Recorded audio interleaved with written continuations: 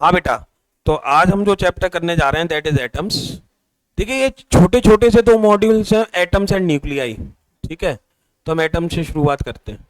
आज तुम्हें जो एटम्स की जितनी भी जानकारी है वो यहाँ से शुरुआत थोड़ी ना हुई थी। आज हमें क्या पता है, जैसे हमें पता है कि atom means there will be a nucleus, this nucleus will contain neutrons and protons, there will be the different energy levels in which there will be the electrons which are revolving, and these energy levels are also called shells also, और orbits भी कहते हैं।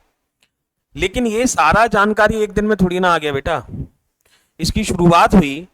देखिए पहले पता था कि matter है, मैटर पता है तो पता है मैटर किससे बना है, एलिमेंट से, और एलिमेंट्स किससे बने हैं, पर एलिमेंट तक पता था। फिर एटम का जो सबसे पहला नाम आया वो एक थ्योरी थी। किसकी थ्योरी थी? डेल्टन की एटॉमिक थ्योरी। तो उन्होंने कहा कि जो मैटर बना है वो आइडेंटिकल टाइप ऑफ पार्टिकल्स का बना है, दैट इज कॉल्ड एटम। तो मतलब जैसे अगर सोडियम से कोई चीज बनी है तो सोडियम के एटम उसमें बहुत सारे होंगे और जो आइडेंटिकल होंगे। लेकिन दो तीन जगह इन्होंने एक चीज क्या कह गई है कि जो एटम है वो फर्दर इंडिविजिबल है। लेकिन जैसी इनकी थ्योरी आई उसके बाद तीन काम ऐसे हुए कि जिससे पता चला कि एटम फर्दर डिविजिबल है, इंडिविजिबल नहीं है। उसके बाद सबसे पहले तो इलेक्ट्रॉन प्रोटॉन न्यूट्रॉन की डिस्कवरी हुई। नहीं, उसके पहले जो एक चीज और हो चुकी थी, उसके पहले जो एक काम हुआ था वो ये हुआ था कि रेडियो एक्टिविटी फिनोमेना आया। रेडियो एक्टिविटी आया जो हमारे सिलेबस में पहले था, अब कट चुका है।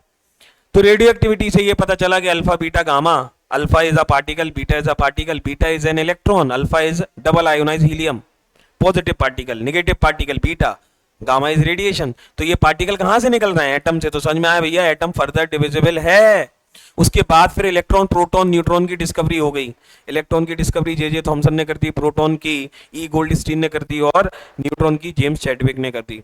जब ये हो गया तो कंफर्म हो गया ये न्यूट्रॉन प्रोटॉन कहाँ है एटम में, मतलब एटम फर्दर डिविजिबल है, कंफर्म हो गया। ठीक है, ये हो गया। तो जब एटम फर्दर डिविजिबल है तो फिर अब हमारा सिलेबस जहां से शुरू होता है, फिर ये इस पे काम शुरू होना हुआ कि भैया ये बताओ जब एटम फर्दर डिविजिबल है तो ये इलेक्ट्रॉन प्रोटॉन न्यूट्रॉन्स कहाँ होंगे, कैसे होंगे, स्ट्रक्चर ऑफ एटम क्या होगा, इस पे पूरा खेल था। अब जब एटम के स्ट्रक्चर की बात आई, और हमारा चैप्टर भी वही है स्ट्रक्चर ऑफ एटम, तो सबसे पहली जो थ्योरी आई जिसने इस पे काम किया वो जे थॉमसन का एटम का मॉडल था, जे थॉमसन मॉडल, जो पूरी तरह से फेल हुआ। इन्होंने कहा पंपकिन मॉडल भी इसको कहा कि उन्होंने कहा जो पंपकिन जैसा होता है, या वाटरमेलन मॉडल कह दीजिए, वाटरमेलन होता है जो रेड पार्ट है बोले वो पॉजिटिव है और जो उसमें बीजे हैं वो नेगेटिव है, मतलब पॉजिटिव पार्ट या पॉजिटिव चार्ज कंटिन्यूअसली डिस्ट्रीब्यूटेड है जो वहीं वो। देखो एटम इलेक्ट्रिकली न्यूट्रल होता है, ना तो वो स्टेबिलिटी, इसलिए वो स्टेबल होता है, ना तो स्टेबिलिटी समझा पाए ना हमें, मतलब ये मॉडल कोई काम का ही नहीं था। सबसे पहला जो ब्रेक थ्रू आया स्ट्रक्चर ऑफ एटम में वो दिया रुदरफोर्ड ने, जो रुदरफोर्ड का एटॉमिक मॉडल था। रुदरफोर्ड का जो मॉडल था, रुदरफोर्ड का जो पूरा मॉडल था बेटा, वो किस पे डिपेंड था? उन्होंने एक एक्सपेरिमेंट किया था, he has done alpha scattering experiment. ठीक है, तो अल्फा स्कैटरिंग एक्सपेरिमेंट जो रुदरफोर्ड ने किया था, और उसके जो अल्फा स्कैटरिंग एक्सपेरिमेंट जब रुदरफोर्ड ने किया और उसका जो एनालिसिस आया उसके बेस पे उन्होंने एटम की बहुत सारी जानकारी दी, और वही हमें पोस्टुलेट देखेंगे। सबसे पहले अल्फा पार्टिकल क्या होता है बेटा? Alpha particle is nothing but helium atom, double ionize helium atom होता है, पॉजिटिव पार्टिकल होता है। अल्फा स्कैटरिंग एक्सपेरिमेंट में रुदरफोर्ड ने गोल्ड की एक फॉइल ली। किसकी फॉइल है? गोल्ड फॉइल ली। अब गोल्ड क्यों लिया? उसके दो रीजन थे गोल्ड को लेने का, कि गोल्ड की इतनी पतली चादर बना सकते हैं कि उससे बॉडीज पेनिट्रेट हो सकती हैं, हाईली मेलेबल होता है गोल्ड। देखा 10 ग्राम में कितना बड़ा हार तक बन जाता है, छोटा सा, हाई मेलेबल और डक्टाइल होता है गोल्ड। दूसरा, गोल्ड का एटॉमिक नंबर ज्यादा होता है तो उसके एटम का साइज बड़ा था। तो उन्होंने क्या किया, एक गोल्ड की फॉइल ली।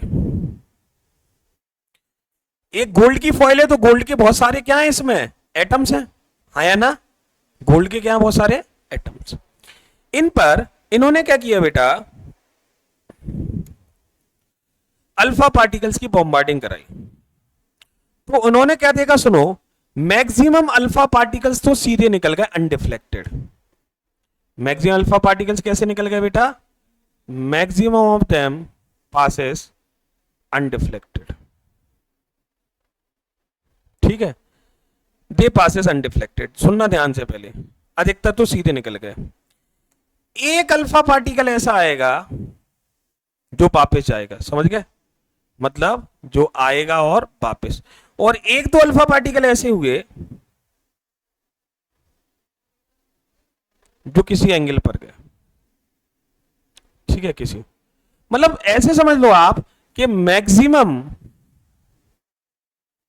अल्फा जो पार्टिकल्स थे वो अनडिफ्लेक्टेड निकल गए।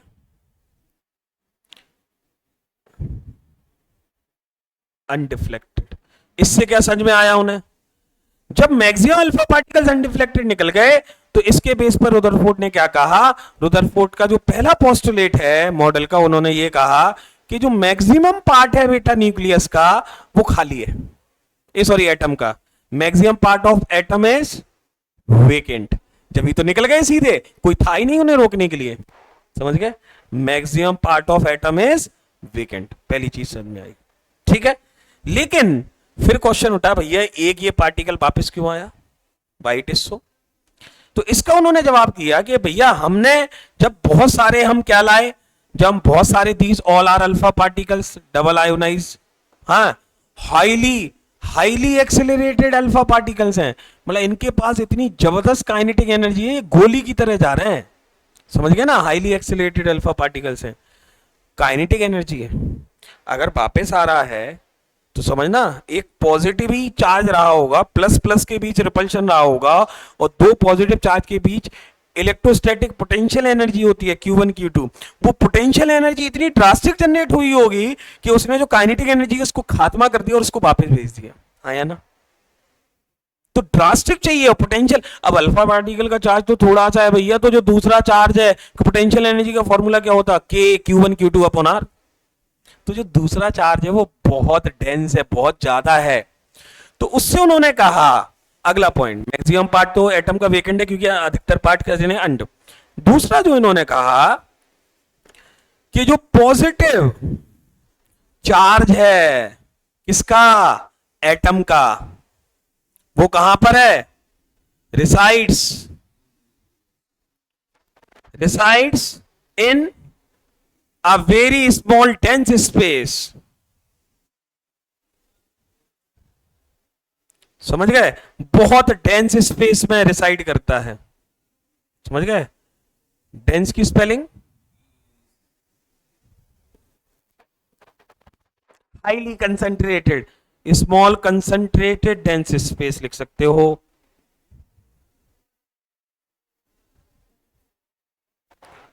और इसको उन्होंने ही नाम दिया nucleus.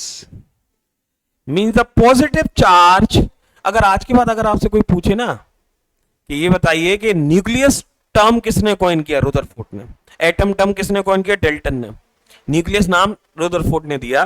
That the positive charge of the nuclear atom reside in a very highly concentrated small space, बहुत डेंस था। अभी मैं डेंसिटी निकालूंगा इसकी आगे जाके न्यूक्लियस की, और वो मैंने निकाली थी बहुत, 10 पे पावर 25 आती थी जब न्यूक्लियस की डेंसिटी निकाली, and that is called nucleus. ठीक है, समझ गए? अगला पॉइंट उन्होंने फिर क्या कहा? न्यूट्रॉन्स और प्रोटॉन दोनों, ठीक है, रिसाइड्स इन न्यूक्लियस। न्यूक्लियस के अंदर न्यूट्रॉन और प्रोटॉन दोनों थे। अगला पॉइंट उन्होंने क्या कहा कि इलेक्ट्रॉन जो थे दे revolve around nucleus in circular orbit. ठीक है, इन सर्कुलर ऑर्बिट में रिवॉल्व कर रहे थे। समझ में आया कि नहीं? अगला पॉइंट उन्होंने क्या कहा? बेटा रुदरफोर्ड ने उस समय एटम और न्यूक्लियस का साइज निकाल दिया था। एटम और न्यूक्लियस का साइज निकाला था, और जो सब बाद में कैलकुलेट किया तो वो एग्जैक्ट वही आया। पता है? अब देखना, तो एटम का साइज पता क्या होता है? 10 पे पावर -10 मीटर। और न्यूक्लियस का साइज 10⁻⁻15 मीटर। आप सोच भी नहीं सकते, एक हम पॉइंट बनाते हैं ये -3 मीटर होता है, -2, जस्ट इमेजिन। और उन्होंने कैलकुलेट कर दिया था, और फिर जो बाद में, अच्छा इनके ही मदद से न्यूक्लियस का चार्ज फिर किसने निकाला, चैडविक ने, जेडी, चार्ज ऑफ न्यूक्लियस। तो मेन ये थे। अब देखो बहुत कुछ बता गया कि न्यूट्रॉन प्रोटॉन न्यूक्लियस के अंदर होते हैं, इलेक्ट्रॉन रिवॉल्व करते हैं, ये सब बता दिया। अब यार कोई मॉडल आता है तो उसकी लिमिटेशंस भी, खामियां भी तो होंगी, और इनकी जो खामियां थी वो दूर करेंगे बोर्स अपने मॉडल में। तो इनकी खामी क्या थी, इनकी दो खामियां थी। पहली, इन्होंने ये तो कह दिया कि इलेक्ट्रॉन जो है वो रिवॉल्व अराउंड न्यूक्लियस, लेकिन ये नहीं बता पाए कहां। इनके हिसाब से तो कहीं पर भी रिवॉल्व कर सकता था, ठीक है। तो अब हमें मेन जो देखना है, that is what are limitations of the, ठीक है। तो now we will see limitations. किसकी लिमिटेशंस बेटा, किसके मॉडल की, रुदरफोर्ड मॉडल की। जो रुदरफोर्ड का मॉडल था उसकी बेटा क्या लिमिटेशंस थी। तो रुदरफोर्ड मॉडल की जो पहली लिमिटेशंस थी, सुनना ध्यान से, कि ये स्टेबिलिटी ऑफ एटम नहीं समझा पाए। क्यों, मैं बताता हूं। स्टेबिलिटी ऑफ एटम नहीं समझा पाए, नहीं समझा पाए। क्यों, सुनो। इनके हिसाब से क्या था, इनके हिसाब से देखो ये न्यूक्लियस है, न्यूट्रॉन और प्रोटॉन है, तो ultimately total charge on nucleus positive है। इन्होंने क्या कहा, electron revolve around nucleus in circular orbits according to electromagnetic theory. According to electromagnetic theory बेटा, इलेक्ट्रोमैग्नेटिक जो रेडिएशंस एमिट होती हैं, इलेक्ट्रोमैग्नेटिक वेव्स, कहीं पर भी चार्ज एक्सेलरेटेड पार्टिकल होता है, चार्ज और एक्सेलरेटेड हो, तो वो इलेक्ट्रोमैग्नेटिक वेव्स एमिट करता है। जब एनर्जी एमिट करेगा तो खुद की एनर्जी कम हो जाएगी। तो देखो रुदरफोर्ड के हिसाब से electron revolve in circular orbit, आया ना। तो रुदरफोर्ड के हिसाब से electron revolve in circular orbit, अगर ये सर्कुलर ऑर्बिट में रिवॉल्व करता है तो इसके हिसाब से इनके हिसाब से क्या है, हेंस अकॉर्डिंग टू, मैंने आपको क्या बताया अभी, electromagnetic theory, EMT, a charge accelerated particle, a charge accelerated particle क्या एमिट करता है, एमिट रेडिएशंस। जब ये रेडिएशन एमिट कर देगा, ये एमिट रेडिएशन करता जाएगा, तो इसका रेडियस छोटा होता जाएगा कि नहीं, और फाइनली ये कहां गिर जाएगा, न्यूक्लियस में गिर जाएगा, जो सच में नहीं होता है, फिर तो अनस्टेबल हो जाएगा, ठीक है। इट विल एमिट रेडिएशन, ठीक है। हाँ, रेडिएशन एमिट करता जाएगा, radius decreases and finally electron fall into, कहां गिर जाएगा, न्यूक्लियस में, जो सच इनके हिसाब से। तो ये समझ गया क्यों नहीं समझा पाए स्टेबिलिटी, ये नहीं, सच में ऐसा नहीं होता है। अब दूसरा सुनो, एक चीज और नहीं समझा पाए, इनके हिसाब से जो एटम्स थे, देखो सारे एटम के स्पेक्ट्रम मिलते हैं, आपने केमिस्ट्री में पढ़ा होगा, हाइड्रोजन स्पेक्ट्रम पढ़ा था, लाइमन बाल्मर सीरीज उसमें पढ़ी थी। क्या होता है कि अल्टीमेटली जब किसी भी एलिमेंट के एटम का को रखते हैं तो वो कुछ रेडिएशन एमिट करता है, फोटो इलेक्ट्रिक पढ़ा है, रेडिएशन मतलब फोटोन, एक पर्टिकुलर वेवलेंथ की एनर्जी एमिट करता है, समझ गए, वेवलेंथ मतलब एक फोटोन एमिट करता है, मतलब उसी को रेडिएशन कह देते हैं। इनके हिसाब से अगर इलेक्ट्रॉन ऐसा हो रहा है सच में, तो हर समय every time it is emitting the energy, और हर समय जब एनर्जी एमिट कर रहा है तो हर समय वेवलेंथ अलग अलग। देखो याद करो, एनर्जी ऑफ फोटोन क्या होती थी, Sc/λ पढ़ा था कि नहीं फोटो इलेक्ट्रिक में, हाँ। तो जब हर समय एनर्जी चेंज हो रही है, हर समय कंटिन्यूअसली एनर्जी एमिट कर रहा है, तो इनफाइनाइट वेवलेंथ एमिट करेगा। लेकिन सच में जब एलिमेंट्स के एटम के स्पेक्ट्रम बनाए गए तो उसमें बहुत कंटिन्यूअस वेवलेंथ नहीं मिल रही थी, सिर्फ कुछ ही डिस्क्रीट वेवलेंथ थी जो वो एमिट करता है एटम। इनके हिसाब से इनके हिसाब से क्या मिल रहा है? तो अल्टीमेटली ये क्या नहीं समझा पाए? लाइन स्पेक्ट्रम ऑफ एटम नहीं समझा पाए। क्या नहीं समझा पाए? क्योंकि इनके हिसाब से क्या मिलता है? अकॉर्डिंग टू हिम कैसा स्पेक्ट्रम होना चाहिए? Continuous spectrum. लेकिन जो सच नहीं था, ये सच थोड़ी ना था। अब दो खामियां थी कि लाइन स्पेक्ट्रम बताओ कैसे मिलेगा फिर, और दूसरी खामी इलेक्ट्रॉन गिर गया। दोनों सच नहीं है। और इन दो सच को किसने बताया? वो थे हमारे बोर्स, प्रोफेसर नील बोर। 1911 और 12 में इन्होंने दिया। बेटा एक थ्योरी है 1905 की, 1905, जिसको हम कहते हैं प्लैंक क्वांटम थ्योरी। बहुत लोगों का जीवन बना गई वो, मैंने तुम्हें बताया था। पहले किसका जीवन बना गई? एक तो किसका जीवन बना गई? एक जीवन बना गई वो आइंस्टाइन का, बताया था। आइंस्टाइन की फोटो इलेक्ट्रिक इक्वेशन में भी उसकी मदद ली गई थी। प्लैंक की क्वांटम थ्योरी, प्लैंक मतलब बताया था मैंने, क्वांटम मतलब क्वांटा, क्वांटम मतलब डिस्क्रीट नेचर।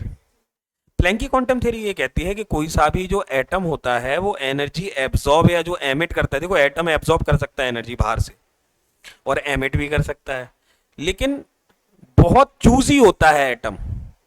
उन्होंने बहुत एनर्जी देखी, देखो सब एटॉमिक पार्टिकल्स की एनर्जी को हम ईवी में शो करते हैं, इलेक्ट्रॉन वोल्ट, पता है। तो जैसे हमने देखा एक एटम है तो वो या तो 2 ईवी एब्जॉर्ब करेगा, या 4 ईवी, या 8 ईवी, या 12 ईवी। अगर तुम 5 दोगे तो 4 कर लेगा, एक छोड़ देगा। और एमिट भी फिर इसी रेशियो में कर रहा था, 2, 4, 8 और 12। तो प्लैंक ने यही कहा कि the atom either always absorb the discrete energies, discrete, no ये नहीं कि कितना भी, समझ गए ना? ये क्यों, उसका देखो बोर्स ने फिर मिक्स करके पढ़ते हैं ऐसा होता क्यों। ठीक है, इन दो खामियों को भी, जो इसकी खामियां थी उसको भी कौन दूर करेंगे? हमारे बोर। ठीक है, तो नेक्स्ट मॉडल है बोर्स मॉडल।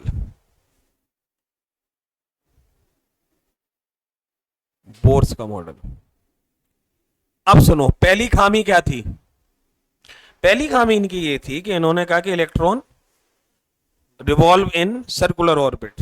बोर ने क्या कहा? सुनो, उन्होंने कहा कि इलेक्ट्रॉन वेला नहीं है। इनके हिसाब से, रुदरफोर्ड के हिसाब से, इलेक्ट्रॉन कहीं पर भी हो सकता था, किसी भी ऑर्बिट में हो सकता था। उन्होंने कहा नहीं। बोर ने यह कहा कि जैसे अगर ये न्यूक्लियस है तो जो इलेक्ट्रॉन्स हैं जो रिवॉल्व करते हैं, हर जगह इलेक्ट्रॉन नहीं मिलेगा बेटा। There will be only discrete orbits where you will find the electrons and these are called energy levels. मतलब आप चाहो तो यहां मिल जाए, नहीं यहां मिल जाए, नहीं यहां, यहां, these are discrete energy levels. तो इसको इन्होंने क्या नाम दिया? Energy levels, energy levels. Discrete energy levels हैं जहां पे इलेक्ट्रॉन, जिसको आप पढ़ते हैं, याद है? N1, N2, N3, याद आया? ये डिस्क्रीट हर जगह नहीं मिलेगा, पहली चीज। अब लेकिन फिर एक दिक्कत थी कि भैया ये वाला इलेक्ट्रॉन, हमने कहा हमारे पास एक, सर ये एक इलेक्ट्रॉन घूम रहा है, ये किस ऑर्बिट में होगा ये तो बताओ। डिस्क्रीट एनर्जी लेवल्स भी कहते हैं, डिस्क्रीट एनर्जी ऑर्बिट्स को एनर्जी लेवल्स कहते हैं। मतलब हर लेवल के साथ, हर ऑर्बिट के साथ एक एनर्जी एसोसिएटेड हुई, और उसमें घूम कौन रहा है? इलेक्ट्रॉन। तो उस इलेक्ट्रॉन के साथ भी एक पर्टिकुलर एनर्जी एसोसिएटेड होगी। मतलब जब इलेक्ट्रॉन अलग अलग ऑर्बिट में घूमता है तो उसके साथ एनर्जी एसोसिएटेड होती है, और वो हर ऑर्बिट की अलग अलग होती है, इसलिए इनको एनर्जी लेवल्स कहा जाता है। समझ गए? समझ में आ रहा है? हाँ। अब दूसरी चीज समझो, इन्होंने एक चीज और कहा। इन्होंने कहा कि जब एटम एनर्जी एब्सॉर्ब करता है, अच्छा पहले एक का जवाब दे देते फिर दूसरी का देते हैं। पहली चीज, अब दिक्कत ये आई कि एनर्जी लेवल से, लेकिन हमें ये पता करना है कौन से एनर्जी लेवल में ये इलेक्ट्रॉन घूम रहा है। देखो, जब एक इलेक्ट्रॉन घूम रहा है, ये न्यूक्लियस है, मान लो कोई से nth वाले में इलेक्ट्रॉन घूम रहा है, nth एनर्जी लेवल है, समझ गए? This is nth energy level. कौन सा एनर्जी लेवल है बेटा? nth। सुनना ध्यान से, ये एक इलेक्ट्रॉन घूम रहा है, v वेलोसिटी से घूम रहा है। बेटा जब इलेक्ट्रॉन की सेंटर से दूरी रेडियस आर है, तो इन्होंने क्या किया, सारे इलेक्ट्रॉन जो रिवॉल्व कर रहे थे उनका एंगुलर मोमेंटम निकाला, तो what will be the angular momentum of this electron? याद रखो, angular momentum linear momentum into radius होता है। क्या होता है? Linear momentum into angular momentum को एल से शो करते हैं। लीनियर मोमेंटम एम भी होगा, रेडियस आर है, तो एंगुलर मोमेंटम आ गया। अब सुनो बोर्स का पहला पहला लॉ। बोर्स ने पहले लॉ में कहा कि जब उन्होंने बेटा सभी इलेक्ट्रॉन्स के एंगुलर मोमेंटम निकाले, जैसे एक इलेक्ट्रॉन यहां था तो उन्होंने एंगुलर मोमेंटम उसके निकाले तो 10 आया, दूसरे का निकाला तो 40 आया, फिर एक का 50 आया। ठीक है, अब उन्हें सुनो क्या मिला। उन्होंने जब सभी के एंगुलर मोमेंटम निकाले तो उन्होंने देखा हमेशा जो एंगुलर मोमेंटम था वो एन टाइम्स एच अपॉन 2 पाई था। What is h? Constant. 2 pi constant. What is n? The principal quantum number. याद है? हाँ, that is cell number भी कह सकते हैं आप अभी फिजिक्स के लिए। केमिस्ट्री में एग्जैक्टली प्रिंसिपल क्वांटम। अब सुनो, एक मिनट रुक जाओ। h कांस्टेंट है, 2 पाई कांस्टेंट है। हाँ? मान लो ये ओवरऑल वैल्यू 10 है, h अपॉन 2 पाई 10 है, तो एक किसी का एंगुलर मोमेंटम आया 50, तो 10 इंटू कितना करना पड़ेगा कि 50 आ जाए? 5। कौन से शेल में घूम रहा है? 5th में घूम रहा है। किसी दूसरे का एंगुलर मोमेंटम निकाला 40, 10 इंटू 4। अब समझ गए? और हमेशा जो किसी भी when the electron is revolving in an orbit, discrete energy orbit, discrete orbit, its angular momentum was always an integral multiple of h upon 2 pi. Integral multiple means n will always either 1 or 2 discrete थे। इससे पता चला कि discrete जगह घूम रहा है electron, वेला नहीं है, चाहे कहीं नहीं घूम रहा, यहां। आया समझ में? स्टेटमेंट आप लिख लोगे और वो आपको नोट से ही मिल जाएगा। पहला आ गया समझ में? दिस कंडीशन, या इसको ऐसे भी लिख सकते हो, कंडीशन को m v r equals to n h upon 2 pi. बोलिए, या एन अलग से लिखा करो, एच अपॉन 2 पाई एक साथ लिखा करो, इंटीग्रल मल्टी। दूसरी कंडीशन सुनो, दूसरी कंडीशन सुनो। अच्छा, इस कंडीशन को पता क्या कहते हैं? This is called Bohr's quantisation condition. देखो, मैंने तुम्हें बताया था जब कभी भी ये शब्द आता है ना क्वांटाइजेशन, क्वांटाइजेशन क्वांटा से बना है, क्वांटा मतलब डिस्क्रीट। ये डिस्क्रीट नेचर शो नहीं कर रहा है कि इलेक्ट्रॉन सिर्फ कुछ डिस्क्रीट एनर्जी ऑर्बिट्स हैं जिनमें मिलेगा, हर जगह नहीं मिलेगा। समझ में आ रहा है कि नहीं? अब दूसरे पर आ जाओ, ये क्लियर है? अब आ जाओ दूसरी कंडीशन पर।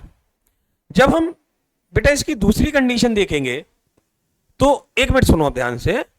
ये जो इलेक्ट्रॉन है, देखो एटम जब एनर्जी एब्जॉर्ब करता है अल्टीमेटली, सुनो यहां ध्यान से बेटा, ये जो अंदर वाला लेवल होता है ये लोएस्ट एनर्जी होती है इसके पास, और जैसे जैसे आप बाहर आते चले जाते हैं तो जो एनर्जी लेवल है उसकी एनर्जी बढ़ती। जैसे अगर हमने 3 लेवल बनाए तो हमारे लिए ये हाईएस्ट एनर्जी वाला है, ठीक है, ये हाईएस्ट एनर्जी वाला है।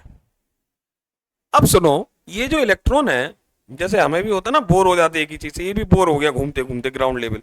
अच्छा, N1 को ग्राउंड लेवल कहते हैं, फर्स्ट एक्साइटेशन लेवल। ही बेसिकली जो अंदर वाला इलेक्ट्रॉन का लेवल है वो सबसे ज्यादा स्टेबल है। एनर्जी और stability are always in inverse relation.